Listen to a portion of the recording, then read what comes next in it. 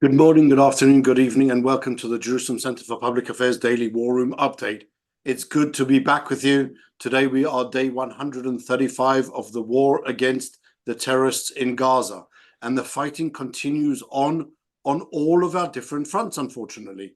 In Gaza, we've seen the continuation of the ground operations, the aerial operations, and the operations under the ground of the IDF forces all through both the northern area of the Gaza Strip and expanding down through to Khan Yunis in the south and eventually to Rafah. Now, we have to give a little bit of an explanation. I was last week away for a few days. I was actually in Europe speaking to members of the European Parliament and updating them on the situation. And there were a few things that became clear that were not necessarily well known or known enough to everyone. For example, the fact that the Hamas has been acting on all of these three levels: above ground, firing rockets, UAVs; on the ground, with a 40,000 strong force, of which we've managed to, according to the statements of our Prime Minister, kill about 25% of those terrorists, incapacitate another 25%.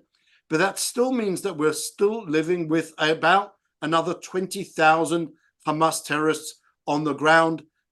We've destroyed many of their battalions. We've destroyed many of their headquarters. We've destroyed many of their tunnels, but still many exist. This is why there is such great importance expanding the military operations in Gaza, not only throughout all of Khan Yunis, but also then moving on to Rafah, to Rafah. It's two names that we use, one in English, one in Hebrew. It's the same place. It's the town that's on Israel's or Gaza's southern border towards Egypt. And there we still see a massive terrorist infrastructure that's there. There are still being held. There are still 134 Israeli hostages that are being held by the Hamas terrorists. We believe that some of them may no longer be alive, but many of them, over 100 at least, are still alive and are being held by Hamas through Khan Yunis, as we saw last week, the very successful operation to free two of the hostages, but we're still left with 134 and a massive Hamas force. And Hamas has said over and over again that if given the chance, they will carry out the 7th of October massacre over and over and over again. So we have to understand and be able to explain to the rest of the world why there is this imperative to complete the task in Gaza all the way through. We can't stop in Khan Yunis. We can't stop and leave Hamas to live another day. Yihya Sinwar to come out of his tunnels, to come out of his rat hole, and to be the victorious over the Israeli forces, to have managed to slaughter 1,200 people, kidnap hundreds others, and live to see the day again, to carry on fighting and carry on doing exactly what he's been doing. What we've seen as part of those ground forces, sometimes ground operations, is sometimes incredible things. In the last few days, what's been in the news most predominantly is the IDF assault on the Nasser hospital in Khan Yunis. Now, have to be understood what's going on there. Around and in the environments of the Nasser hospital, we've arrested and killed hundreds of terrorists. We found medicines with the names of Israelis, hostages in and around the area. We're still not clear as to what exactly is going on there, and it has to be understood and really further developed and discussed and researched. But we're seeing at the same time claims that Israel, for example, destroyed one of the generators of the hospital, a claim which the IDF not only refuted, but also then put out information of how IDF soldiers, including our Special Navy SEALs, actually went in and brought in new generators into the hospital whilst continuously maintaining the full emergency functioning of the hospital. This is quite unprecedented, that during the war, we're helping really the other side, the enemy, to maintain its capabilities to provide medical treatment to the terrorists. We've seen videos of spread by IDF as well, and the IDF spokesman, of PCRS, the ambulance services of the Palestinian Red Crescent, who were present on the day of the massacre. Clearly they had prior information, and then treated and shuffled and ferried around the terrorists themselves. This is that concerted effort of every single branch of life within the Gaza Strip that were really part of that attack. The major, probably one of the more major developments over the weekend as well, was the IDF releasing specific footage of, we've heard about the 12, 13 even members of UNRWA, employees of UNRWA, of that UN organization, who were involved personally in the October 7 massacre. Videos being put out by the IDF over the weekend of one of those people, a social worker, who just happened to be in Kibbutz Be'eri. He didn't happen to be really there. It was part of the plan. An UNRWA worker by day, and on the 7th of October, he was in Be'eri kidnapping Israeli hostages. This is information which UNRWA claims that they didn't receive official complaints from Israel. Well, Mr. Lazzarini, the reports are there, the videos are there, you're still doing nothing about it, and there's no way that you're going to do anything about it because you're not interested in doing anything about it. That's really in the Gaza Strip. Moving on to Judea and Samaria, there we've also seen the continuation of terrorist activities. Really just this morning, a firefight in Tulkarem after the arrest of dozens of terrorists over the last few days by the IDF forces. Really by miracle, an IDF soldier being hit in his gun and in his helmet, and his life really being saved miraculously. But we've seen there the continuation of the operation. Some 3,200 terrorists arrested by IDF forces just since the 7th of October. About 1,350 of them, according to IDF numbers, are members of Hamas. The others, members of the other terrorist organizations, the Al-Aqsa Martyr Brigades, which is part of Mahmoud Abbas's Fatah organization, also terrorists. The PFLP, the Popular Front for Liberation of Palestine, Palestinian Islamic Jihad, all of those organizations which are active in the Gaza Strip. Some of them are actually holding the hostages in the Gaza Strip. Not all are being held by Hamas. And the same organizations operating and active also in Judea and Samaria. And that's something that has to be understood as well. There is no difference between these terrorist organizations. They are one in the same, and any attempt to separate them as these are active in Gaza, these are active in Judea and Samaria, and they're separate entities is entirely artificial. These are the same terrorist organizations. All of them reject Israel's right to exist, and all of them are actively involved in terrorism against Israel and really on a daily basis. And that is something which is possibly less reported. For those that didn't see, on Friday, there was also a shooting attack in the Masmia junction, the Masmia Re'em junction, close to Ashkelon. A terrorist coming from East Jerusalem and carrying out the shooting attack. There, 2 people murdered, and another number of them critically wounded or lightly wounded. In Lebanon, what we've seen is the continuation of that war that no one's talking about. Every day, rockets, missiles being fired from Lebanon into Israel. Today, direct hits on civilian installations in Israel's north, and IDF forces responding from the air and artillery at the Hezbollah strongholds and positions. That's the war that no one's really, as I said, no one's really talking about. We have over 2,300 rockets that have been fired by Hezbollah from Lebanon into Israel, targeting Israel. Some 50,000+ Israeli citizens who have been displaced from their homes, living out of suitcases, incapable of returning to the north in fear of what's going on there. Really a really quite dire situation, which has no real prospect of getting better, since in Lebanon there is no government. Hezbollah is the government. Iran pulls the strings, and as long as Iran is operating all of its different proxies, that's what we're going to see. In the south, the Houthis are continuing on with their aggression against the freedom of passage, freedom of navigation in the open seas, closing off to a large extent Bab el-Manda, the Horn of Africa, going up towards the Red Sea and the Suez Canal. Egypt losing really millions and millions and tens of millions and hundred millions of dollars every day from that, but they really are unwilling to stand up themselves against the Houthis and say, this is hurting our interest. At the same time, the other interests that are being hurt are the Europeans.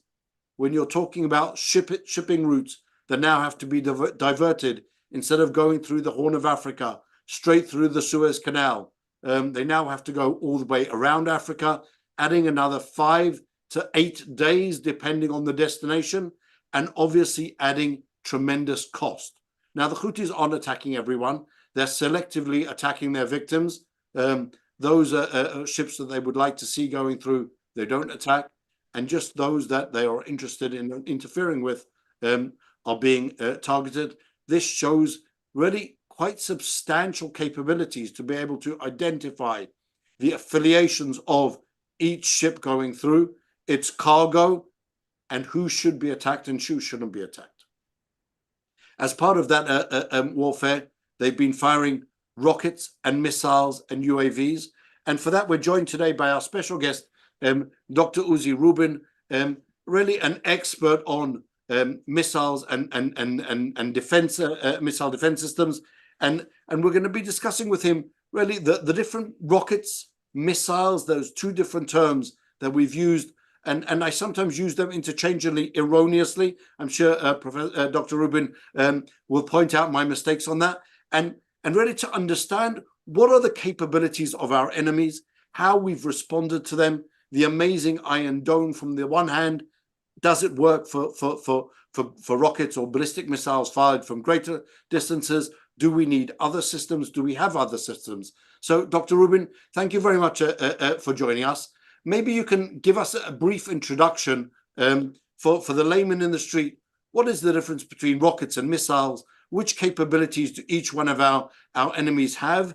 And what is the response that we have as Israel to these different measures and different capabilities?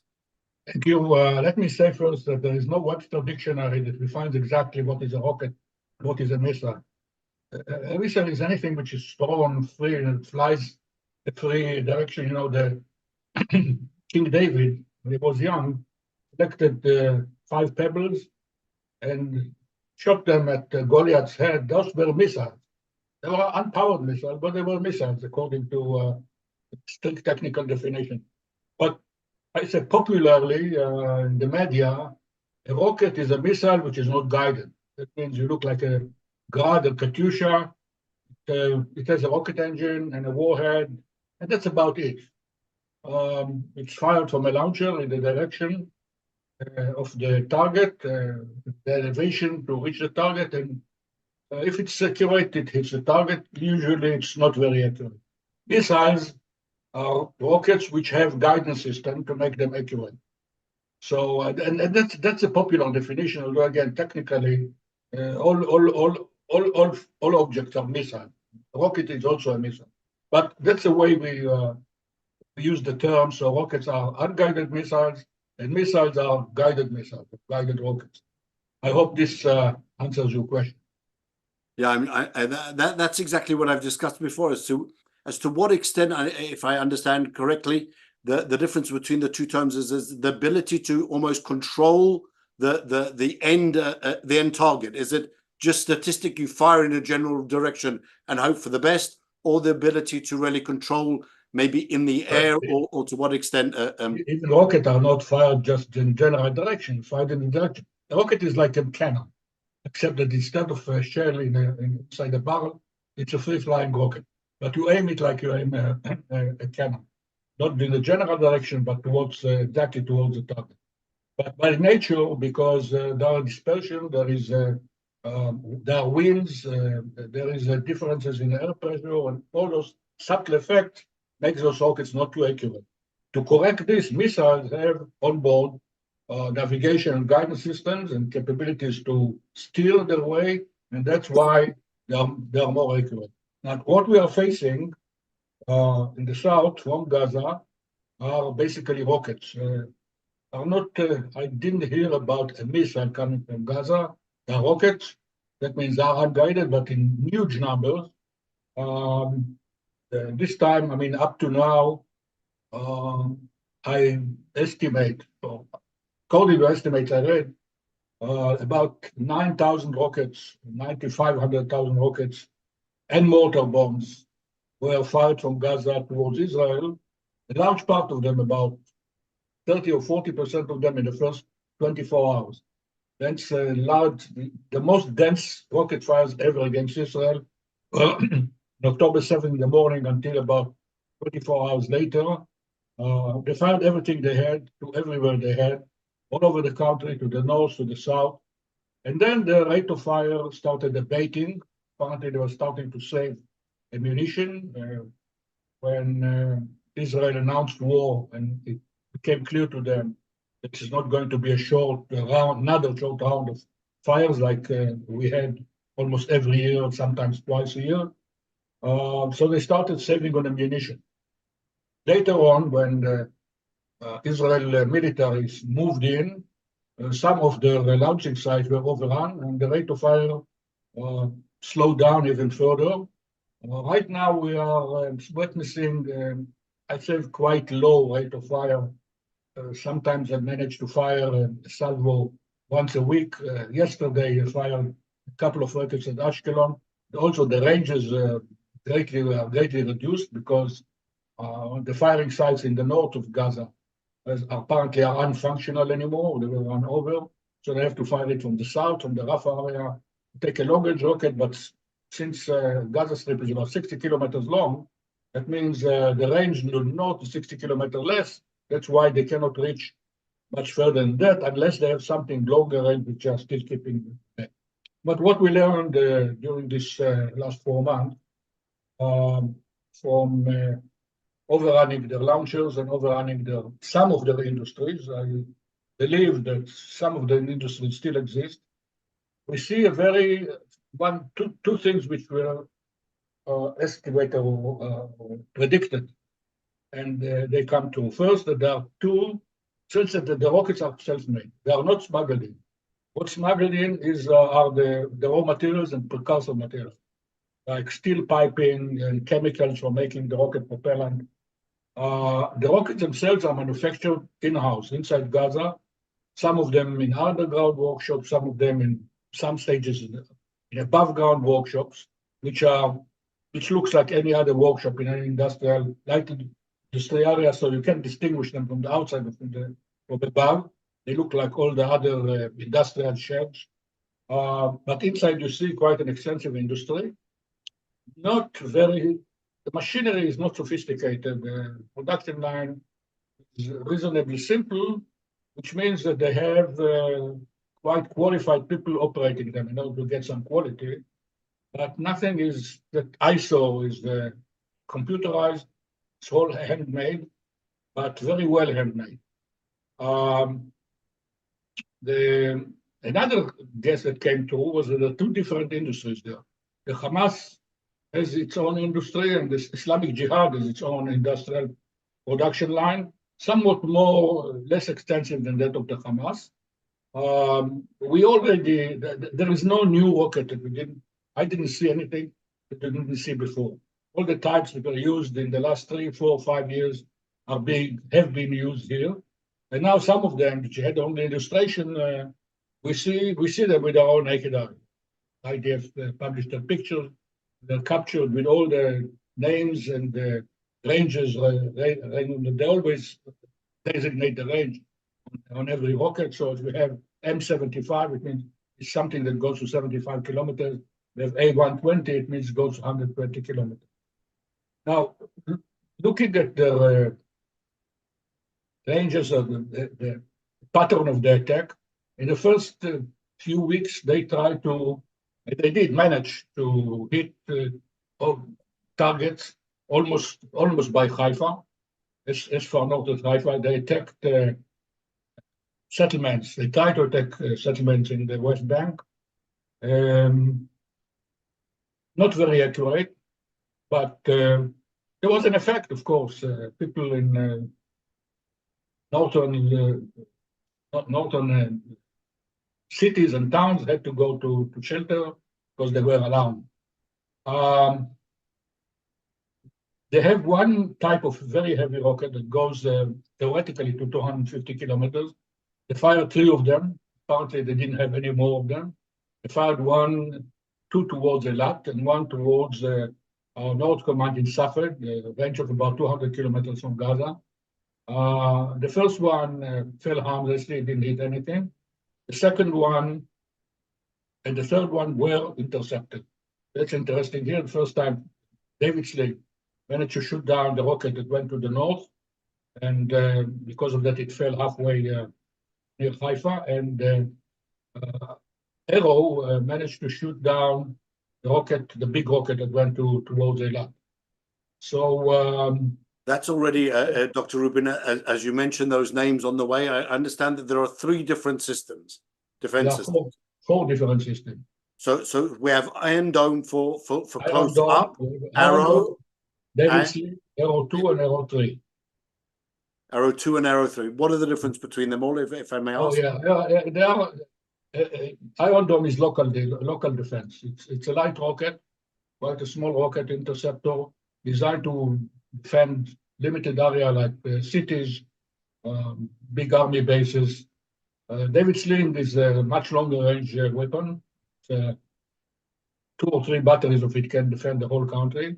And Arrow 2 and Arrow 3 are area defense. 1 battery can defend the whole country. Iron Dome and David Sling intercept within the atmosphere, while Arrow 2 intercepts in the very high atmosphere on bordering space, and Arrow 3 intercepting inside space. Goes out of the Earth's atmosphere and intercepts out in outer space.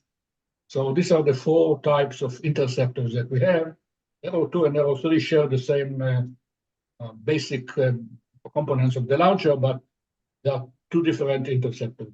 So then we're talking more about ballistic weapons from out farther off neighbors, Iran, Arrow 2 and Arrow 3 are designed against very long-range rockets fired at Israel and missiles. They were originally specified against Iranian missiles. Iran is 1,200 kilometers away, so the reference range for the design was about 1,500 kilometers, 1,600 kilometers. That's what designed to defend against. It cannot. It's not useful against short-range rockets coming from Gaza. Against that, you have Iron Dome and David Sling.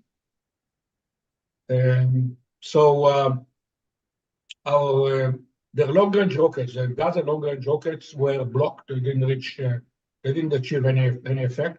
The short-range one were effectively blocked by Iron Dome. In the first day, there was a problem. The system apparently was in a peacetime deployment, like all the rest of the IDF. So there was less defense than desirable. But within 24 hours, the whole system was deployed to its full scale and started achieving its usual brilliant performance. According to the head of the Israel Missile Defense Organization, Mr. Patel, the score of Iron Dome up to now is, as I say, I quote him, very close to 90%. So it's slightly less than we had in the small firefights last year that could reach 95%. But consider the fact that in the first day or 2, Iron Dome was not there yet, not fully deployed. So reaching 90% is quite an achievement. And you could see the effect of the last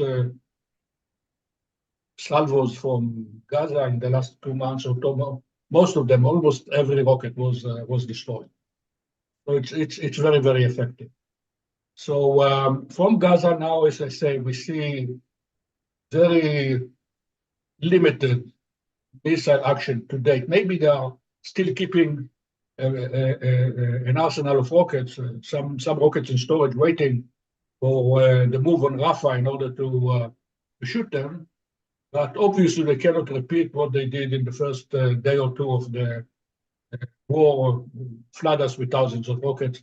Apparently they are not capable of that right now. But all of those rockets you say they're homemade. We're not talking about rockets that were smuggled in from Iran, from Korea. We're talking about in the past they smuggled rocket in. Now they have the industry. I mean, you see it's a full-scale rocket manufacturing industry. Now we saw a number of factories that the IDF exposed in Gaza, really, and it's quite advanced for a terrorist organization to have its own rocket industry. Are there other terrorist organizations? And let's put aside the Houthis for a moment. I don't remember Islamic State having such extensive rocket making capabilities, and definitely smaller scale terrorist organizations. Al Qaeda focused with bombs and things like that, but not really to this extent of an entire rocket industry. Where did that knowledge come from? First, we have to separate between being the aims of the organization and the capability of the organization. The aim is terror, but the capability is that of a military organization. Actually, a state. It's a stateless. Hamas had all the resources of Gaza in under its command, could act freely inside the territory without intercept with that, and it's working on it for 20 years almost. Since the early 2000s, they've been developing the rocket industry. Now the Iranians trained them. They flew out Palestinians from Gaza to Iran to teach them how to make rockets. Also, they had their own experts. They have the Islamic University, the technological department. And the head of the department was a renowned Palestinian-born, Palestinian origin American scientist who grew up in the United States and graduated a reputable American technological university and published quite successfully, was quite renowned rocket engineer. He came back to Gaza in the 2000s because he was a devout Muslim and joined the Hamas and set up their rocket industry. And it was also already going on, but he really enhanced it and made it into a quality industry and organized it. He was eliminated during the Guardian of the World, he and his main team, but he managed to, in the time he worked there, he trained his successor. So they have a team of experts inside Gaza, Palestinian experts who can design and manufacture those rockets. The machinery was smuggled in, and it's a simple machinery, nothing sophisticated. Nobody interrupted. So they set it up, and they had the industry going on and running, manufacturing rockets in huge numbers. Excuse my ignorance, but maybe you may not be able to answer the question, but I'll ask it anyway. Is anyone eligible to get into these programs to study rocket technology in the US, and then have that ability to go all the way around the world and then provide that information to whoever pays them, whoever ideologically drives them? I had occasion a long time ago, while still in the army, to deal with a terrorist called Samer al-Barak, who claimed to have set up Al Qaeda's very first biological warfare laboratory.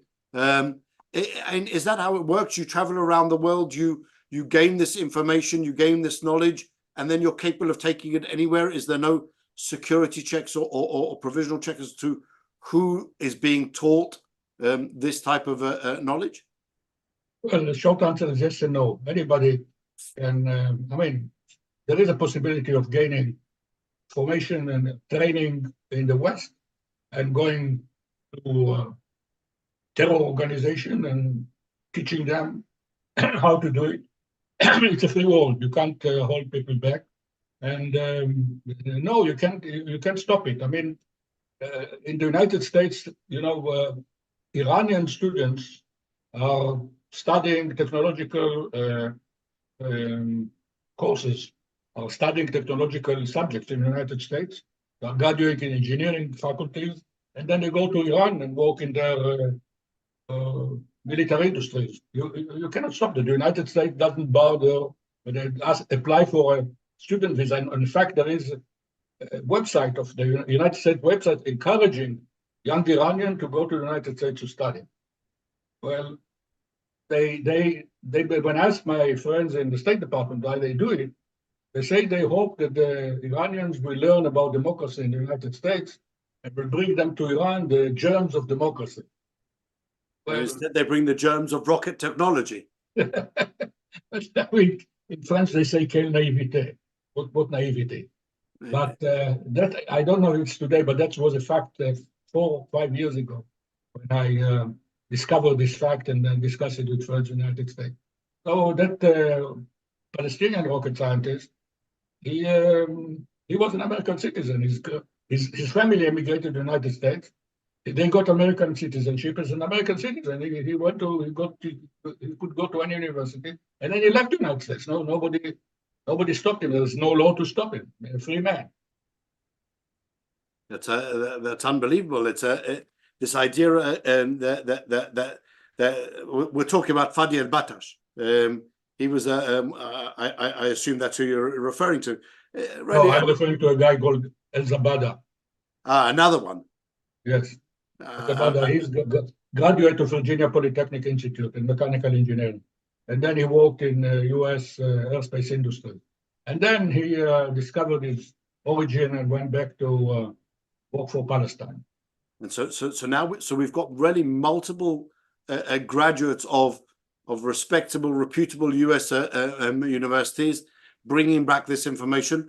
And it appears that they've been quite successful. The rockets coming out of Gaza, as we saw with every really what they called cycle of violence, the rockets developed another phase and another stage, and their capability, the distance became greater, the accuracy became greater. How far do we think they were away from developing guided rocket or guided missile capabilities and technologies? They were on the verge of it. In fact, one of the items published by the Israeli military was either a laboratory or workshop for developing precision rockets. It's actually missiles. So they were on the verge of it already. And that's I think something which most people haven't heard about and didn't know. I certainly the people that I met with last week, European members of the Parliament, certainly didn't know that Hamas was actually on the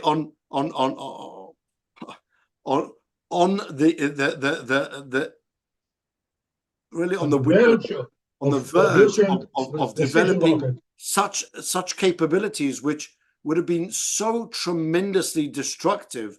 Yes. that it's unbelievable. And well, it's unbelievable, but it's true. Again, since I don't know the information, so I'll ask you. I maybe our audience are possibly have more expertise in that. The development of these rockets. How much explosives do you need for them? What are the size of the warheads? Where did all that explosive material come from? They manufactured the explosive. Some of the factories that were found, they're explosive making factories. Some of them simple precursor material that are, as I say, smuggled into Gaza.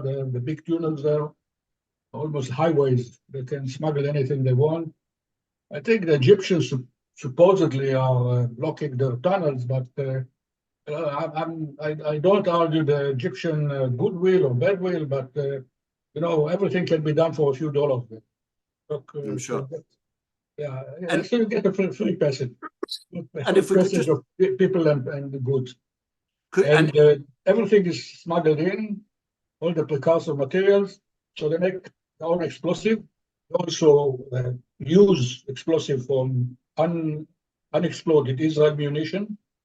There's one story where they have divers. They have Navy SEALs, Hamas Navy SEALs.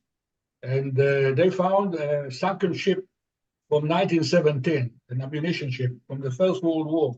It sank on the beaches on the sea, not far away from the shore of Gaza. So they dived in and exploited them. I mean, they took out the shells. It was full of artillery shells. Took out artillery shells, although it's more than 100 years, but the explosive is a very stable material. They managed to use that as explosive in the rockets. So they are very, very creative in the way they do it. That's crazy. What? And moving now maybe to the south, the Houthis. Obviously, the Houthis have have better capabilities, the distances that they seem to be able to cover, and also their accuracy, hitting ships as they're moving, firing all the way towards Eilat. Where do they get their capabilities for? What where do they have? What capabilities do they have?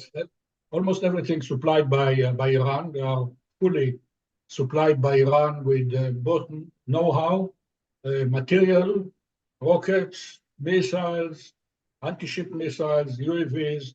Also, factories being set up by Iranians and Houthis trained. It's very new. The Houthis took over Yemen only less than 10 years ago.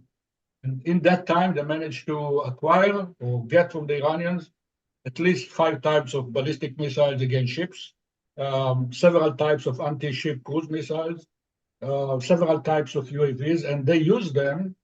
Well, the first use was not against Israel in the present cycle. It's a little, somehow, almost completely forgotten war was the 6 or 7 years war against Saudi Arabia and the United Arab Emirates. After they took power in Yemen, an Arab coalition headed by Saudi Arabia and the UAE tried to unseat them, to take back Yemen from them and give it back to the legal government, internationally recognized the government of Yemen, which still exists in the south. But unsuccessfully, there was a war, and the Iranians very quickly came to the Houthis' aid and supplied them with missiles that could reach to about 1,400 kilometers. They attacked Riyadh itself I counted at least 8 times, the capital city, and managed to sometimes to hit it. They attacked oil fields. We all remember the September 2019 attack on the huge oil fields, which stopped almost stopped the Saudi oil exports, put it down by 50% to about 2 months until they managed to fix it up. They hit the oil pipes in Yanbu, in the refineries, which is about 900 kilometers away from. So all these capabilities were very rapidly being built up, not against Israel in the beginning, but against Saudi Arabia and UAE. They attacked. UAE was building a nuclear reactor. They attacked that nuclear reactor 1,400 kilometers away from Yemen. They didn't hit it, but they attacked it. So the capabilities were already not built now. They were not built now against Israel. They were built in order to withstand the Saudi and United Arab Emirates attack. But once they had that capabilities, they increased the ranges slightly before the war. For the first time, they showed they paraded missiles that could reach Israel with the range that could reach Israel, and they stated already five years ago that one day they will use those weapons against Israel. So, and that's unbelievable. We're seeing the different ranges all being, and really the involvement of Iran behind the scenes, both in educating and providing funding and support, and possibly even expertise to Hamas and Palestinian Islamic Jihad. The same Iranians in the background of the Houthis, providing them with their also the means. And do they have their own also rocket industry, missile industry, or is it all there? It's all Iranian. Yes, they are building it. It's not as extensive as Hamas in some respects, but they are building up very, very, very rapidly. This is the Iranian policy is to try to build up local industries among their proxies. Proxies, the Lebanon, Iraq, Yemen, and Gaza, rather than smuggle the weapons into them. Because when they smuggle the weapons, remember that Israel managed to catch up, not to hijack, but to stop several shipments of rockets to the Hamas.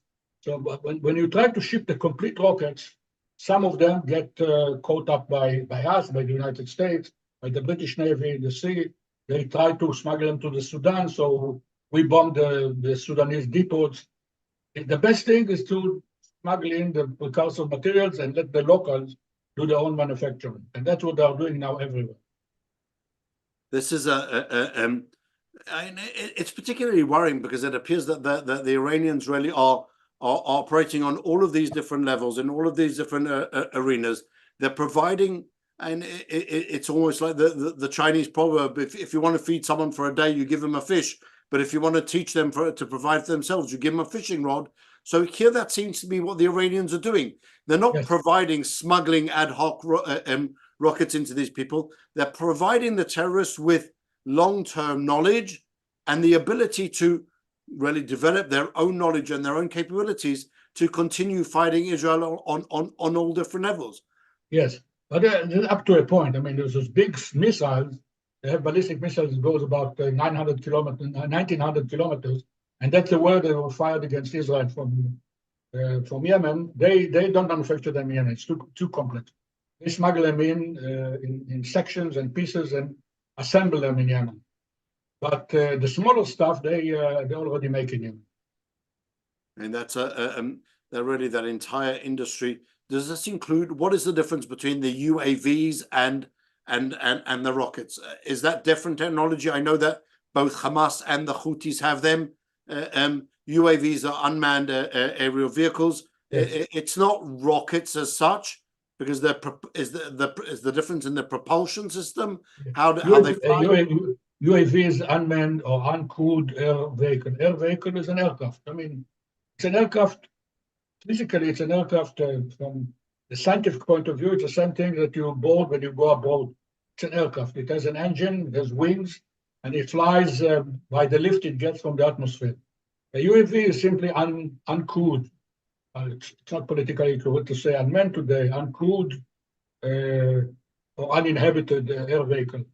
So, and they are usually propelled by a small piston engine, and are small. The piston engines are small in order to save weight or save on fuel, to be fuel efficient in order to have long range. Some of them, they're very small vehicle, weighing more than 150, 200 kilograms, but they have ranges of more than 1,000 kilometers because of their small, very efficient engines. And they can now hit moving targets. They know how to hit ships while their ships are moving. So it's quite an effect. It's quite an achievement to do that. And they managed to do it. Is that guided by someone sitting in a control cabin, or because they have their own independent capabilities? We are not sure about it. There is some independent capability, but apparently they have to be pointed at the target. Whether they have to guide it all the way in from somebody on shore, or they have an automatic homing system, I really don't know. They didn't publish picture of their UAVs are anti-ship UAVs. We know the ground-to-ground UAVs that have no homing systems. They have simply navigation system like a GPS, like you have in Waze. They have a version of Waze in their own computer, so they know where the target is, they know where they are, and they know how to get to the target and hit it. This is against stationary targets on the ground. They try to hit us with that too. Several of their UAVs reached almost the vicinity of Eilat, and some of them were shot down by Israeli F-35 fighters. So this is a different kind of attack weapon. It has nothing to do with me. It's not a missile in the sense it has no rocket engine. And it has a small, sometimes it has a jet engine, but a very small toy jet engine.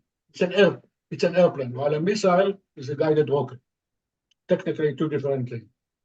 And so now I apologize, Dr. Rubin, but we're getting to the end of our time. But if I can just ask one quick question, just to give also a bit of a response to some of our viewers who have asked a few questions on this. Just an overview, because I understand that it is far more complex and really covers all of those different fields. Hezbollah is using in Lebanon is using anti-tank missiles, short-range rockets, long-range rockets, precision-guided missiles. They seem to have this whole arsenal against us, maybe just for the exception of ballistic rockets. How do we have the capabilities to defend against them as well?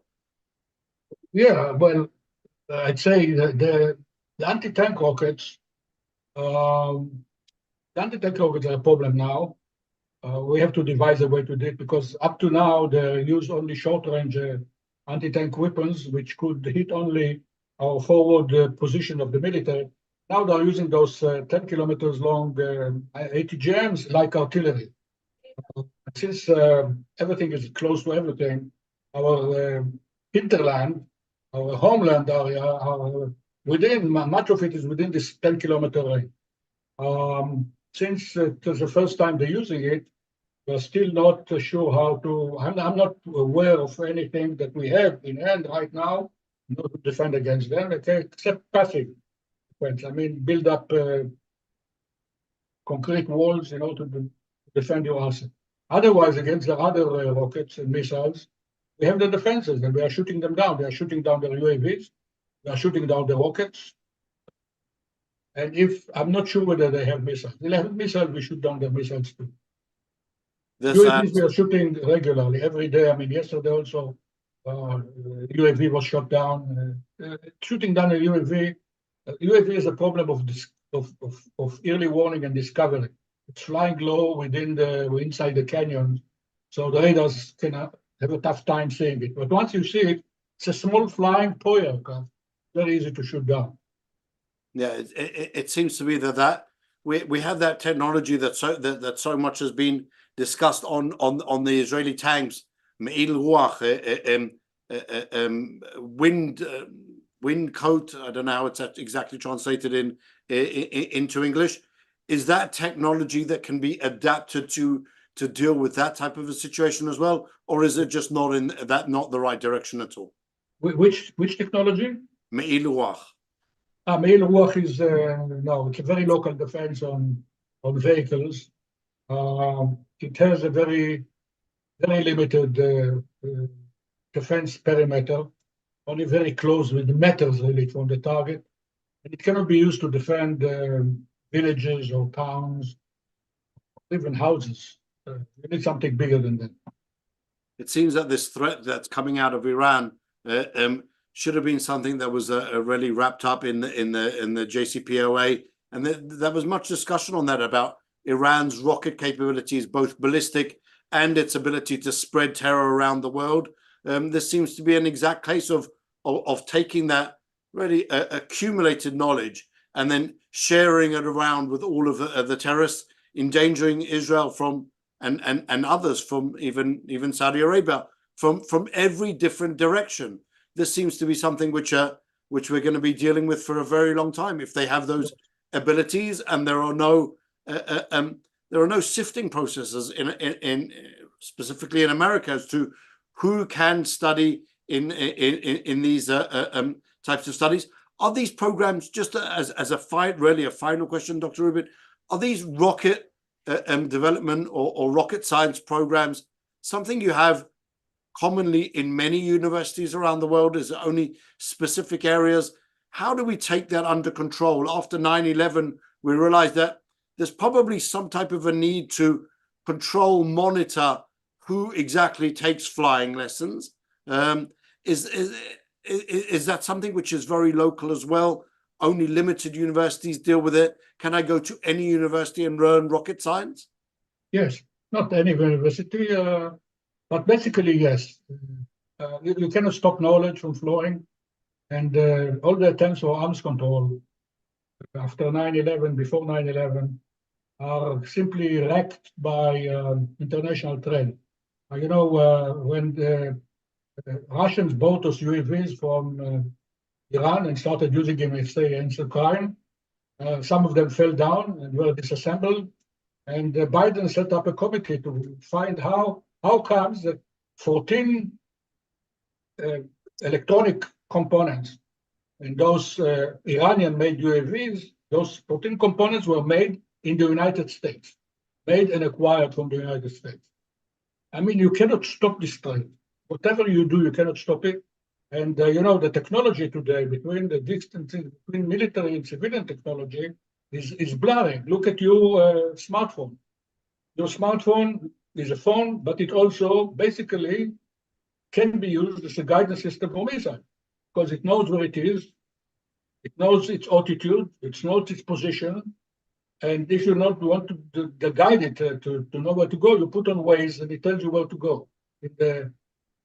In space, Waze is much simpler because now no traffic lights and no traffic jams. So the software is there, the hardware is there, it's a quality of military quality. Your smartphone doesn't break down. It's very reliable. So it can be used for military, its components, military purpose. You cannot stop them. So all the attempts on arms controls are failing against this tide of globalization. And that's where we have to face it. The Iranians are setting up with this, what we call the circle of fires against their enemies, against Saudi Arabia, UAE, and Israel in the Middle East. That's we have to face that and defend against it. The United States is very generous in helping us in Saudi Arabia to defend against those circles of fire. I mean, all our missile defense systems are shared with the United States, and the United States shared in their cost and in their manufacturing. So that's what we can do, and that's what we are doing. Dr. Rubin, thank you very much. Unfortunately, our time has ended before really we can discuss all of the different aspects of this war, and really from all sides coming in and all the different capabilities. But it seems to be that there is a common denominator within all of them, and that is the Iranians standing behind all of these proxies, pulling the strings, providing both knowledge, expertise, funding to their terrorist organizations. That's something obviously which is a guiding factor. To our viewers, thank you again for joining us. For those that want, you can join the daily War Room briefings both through our website on Zoom and also on our YouTube channel. Please do subscribe there. We also have to remind everyone that the Jerusalem Center for Public Affairs is an institution entirely funded by private donations. And if you could find your way to donate to these briefings, to our other research that we're doing, we now have those capabilities also online. You can click easily through our site and even donate via credit cards. For those of you that are willing and able, there are slightly longer processes, but they also come with tax breaks. So please do join us and become partners in our work. Dr. Rubin, thank you very much for your analysis. At least for myself, it was really very enlightening. And if you could just leave us with one positive thought going forward. Well, one positive thought I can say it from personal experience. When I first heard that Arrow 2 managed to shoot down a Houthi rocket coming, Iranian-made Houthi rocket coming from 1,700 kilometers away, I was very satisfied because I remember 30 years ago, as the head of the program, signing off the first operational Arrow 2 missile for the Israel Air Force. And there it is, it's operational, it's working, it defended Israel, and I'm very satisfied. So really on that, in case anyone missed that really important statement, I think many of Israel's citizens owe a tremendous debt to Dr. Rubin for developing these really incredible systems. And it's something which really all of us, no matter where we live around the country, that are under that threat, do really owe that debt of thanks to Dr. Rubin and his teams, and to the IDF and Israel Defense Forces development teams.